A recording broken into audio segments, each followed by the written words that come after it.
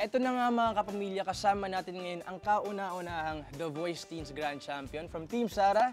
Jonah, congratulations Thank sa'yo. you po. Siyempre, malaki ang mapapanalunan mo. Kanino mo naman gusto ialay yung napanalunan mo? Siyempre po sa pamilya ko and sa mga kapatid ko para sa pag-aaral nila sa future and sa papa ko po na nandyan palagi para turuan ako. Ayan, tamang-tama, Jonah, dahil makakasama natin ngayon ang Chief Marketing Officer ng Sun Life Financial, Miss Mylene Lopa. Hi, Hello po. Jonah.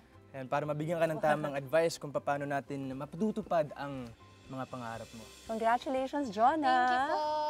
Isa sa mga napanalunan mo bilang first ever Grand Champion ng Voice Teens ay 2 million pesos worth of life insurance with your chosen My Future Fund from Sun Life Financial. Alam namin na marami ka pang pangarap para sa iyong sarili at sa iyong pamilya. Ang Sun Life ay narito lang para sumuporta sa iyo, para matupad mo ang iyong mga pangarap. Alam mo ba na ang susi sa mas magandang kinabukasan ay yung pagpaplano ng tama?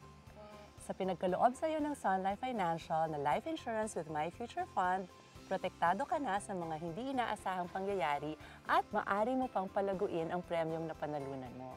Ito ang kagandahan ng life insurance na My Future Fund. Hindi lang siya insurance, siya ay isang investment pa para sa iyong kinabukasan. So congratulations ulit, Jonah! Thank you. Sun Life is here to support you as you live a brighter life. Maraming salamat and Thank you din po. congratulations sa'yo. Thank you. Ayan, mga kapamilya, maraming salamat. Thank you so much, Jonah. And of course, Miss Mylene, maraming salamat. Maraming salamat, mga kapamilya, sa pagtutok ngayong gabi sa iba't ibang mga kwento ng ating mga teen artists. At sana na-inspire din kayo para matupad yung inyong mga goals and aspirations sa buhay.